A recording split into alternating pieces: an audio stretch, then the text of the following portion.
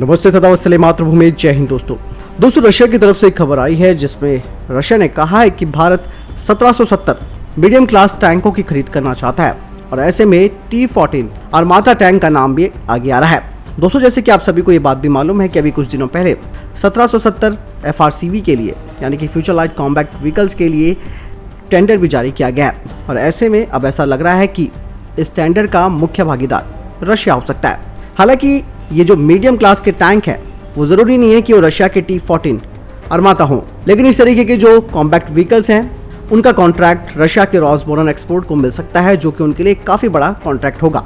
नई जनरेशन के battle tank equip किए जाएंगे एक्टिव डिफेंस सिस्टम, जो कि इंटरसेप्ट और इनकमिंग मिसाइल यानी कि आने वाली मिसाइल को डिस्ट्रॉय कर सकेंगे। इसके अलावा ये कॉम्बैक्ट व्हीकल्स हर तरीके के एंटी टैंक मिसाइल्स का जवाब दे सकते हैं और इन्हें स्पेशली हाई एल्टीट्यूड वाले वॉरफेयर के लिए डिजाइन करना है। लेकिन जहां तक आर्माता की बात करते हैं, जो T-14 है, उसके बारे में भी हमें जानना बेहद जरूरी है, क्योंकि भारतीय सेना अभी भी ये चाहती है कि उन्हें रशिया का ये शक्तिशाली T-14 आर्माता टैंक मिले। लेकिन यहाँ पर एक समस्या और है कि जिस तरीके से अमेरिका ने S-400 सिस्टम के लिए वो भारत पर प्रतिबंध लगाने की बात करता है, ठीक वो इस तरीके का जो बड़ा कॉन्ट्रैक्ट अगर रशिया को मिलता है तो वहां पर भी अड़ंगा लगा सकता है। लेकिन पहले हम बात कर लेते हैं पैच, लेकिन हम यहाँ पर T-14 आर्माता टैंक के बारे में भी जानना जरूरी हो जाता है।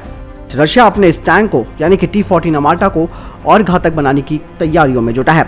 रशियन मीडिया कहती है कि दुनिया का सबसे शक्तिशाली टैंक आर्माता अब बिना क्रू मेंबर के अपने निशाने पर गोला दागने में सक्षम है और इसे रशिया की भविष्य में होने वाली जंग की तैयारियों के साथ जोड़कर देखा जा रहा है।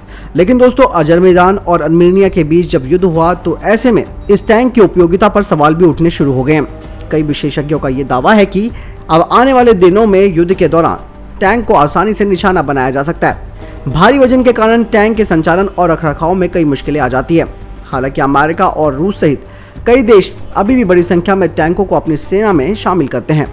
वहीं भारत ने भी अभी कुछ दिनों पहले ही Arjun MK1 main battle tank के 118 यूनिट्स के निर्माण का ऑर्डर भी दिया है। लेकिन जो मॉडिफिकेशन किए गए हैं T-14 आर्माता टैंक पर, जिसमें कि इस टैंक को रिमोट कंट्रोल के जरिए टेस्ट किया गया है, जिसमें कि दूर बैठे इसके चालक दल ने रिमोट कंट्रोल से इस टैंक को चलाया।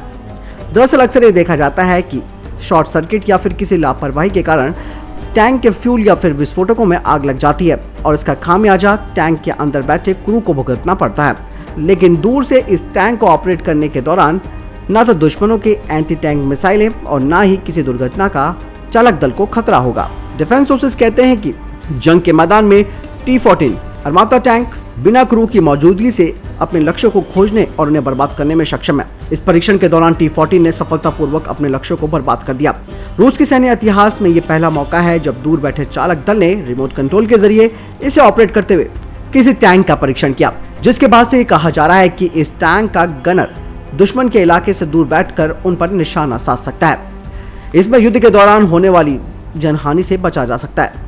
रूस के इस T-14 टैंक के फायर कंट्रोल सिस्टम में एक डिजिटल कैटलॉग है, जिसके जरिए दुश्मनों के टैंक, बख्तरबंद गाड़ियां और हेलीकॉप्टरों के स्पेशल सिग्नेचर का ये पता लगा सकता है। आर्टिफिशियल इंटेलिजेंस यानी कि AI एलिमेंट मशीन ने ऑन बोर्ड कंप्यूटिंग सुविधाओं के जरिए ये टैंक स्वतंत्र रूप से अपने लक्ष्य को खोजने में सक्षम है और एक साथ कई लक्ष्यों को पहचान करके ये टैंक प्रायोरिटी यानी कि प्राथमिकता के आधार पर अपने टारगेट पर फायरिंग कर सकता है। रशियन मीडिया ने यह कहा है कि ऐसी क्षमता वाला कोई टैंक दुनिया में किसी भी देश के पास नहीं है। T-14 आर्माता टैंक रूसी सेना का मेन बैटल टैंक है। 80 किलोमीटर प्रति घंटे की टॉप स्पीड से चलने वाली इस टैंक का वजन करीबन 55 टन है। इस टैंक को पहली बार 2015 में बनाया गया था। तब से लेकर अब तक ये रूसी सेना की परेड में कई बार प्रदर्शन कर चुका है। रशिया ने T-14 आर्माता को नेक्स्ट जनरेशन का टैंक माना है। ये टैंक 125 mm की स्मूथ बोर कैनन से लैस है, जो कि 10 से 12 राउंड प्रति मिनट की दर से गोले दागने में सक्षम है। इस टैंक से एंटी एयरक्राफ्ट मिसाइल को भी फायर किया जा सकता है, जो दुश्मन के लो फ्लाइंग ऑब्जेक्ट्स जैसे कि हेलीकॉप्टर या फिर छोटे ड्रोन को मार गिराने में सक्षम है। अभी तक इस टैंक के केवल 20 यूनिटों को बनाया गया है। हालांकि रूसी सेना इसके लिए अपडेट वर्जन T-15 आर्माता का इस्तेमाल कर रही है। रूस ने बाल्टिक सागर में अमेरिका के साथ बढ़ते तनाव के बीच अपने अचूक निशाने वाले BMP-T-72 टर्मिनेटर टैंक को भी तैनात किया है और ये टैंक गोले बरसाने के साथ साथ दुश्मन के हेलीकॉप्टर और कम स्पीड में उड़ने वाले विमानों को मार गिराने में सक्षम है। आपको बता दें कि रशिया के इस टैंक ने पश्चिमी देशों के डिजाइन को 20 साल पीछे धकेल दिया है। ये टैंक 5000 मीटर दूरी पर खड़े किसी भी ऑब्जेक्ट को आसानी से डिटेक्ट कर लेता है। इसकी मारक क्षमता 7000 से 8000 मीटर है। टैंक में 3 क्रू मेंबर की बैठने की सुविधा है, लेकिन अब इसे रिमोटली कंट्रोल भी किया जा सकता है। इस टैंक का आर्मर की मजबूती 900 mm की है, जिससे कि इसके अंदर के क्रू मेंबर को एक बेहतर सुरक्षा कवच मिलता है। रिवर्स मोड पर यह 500 किलोमीटर तक ट्रैवल कर सकता है। इसके अलावा 7.62 mm की रिमोट कंट्रोल मशीन गन भी इस पे लगाई गई है। यह tank heat sensor, Afganit active defence system, dynamics defence system, firing aiming and control system, combat C2 and navigation system और एक्टिव काउंटर माइन डिफेंस से भी लैस है। इसीलिए दोस्तों रशिया का T-14 अरमाता टैंक दुनिया का सबसे बेहद घातक टैंक है। इसीलिए भारतीय सेना रशिया के इस टैंक पर काफी विश्वास करती है।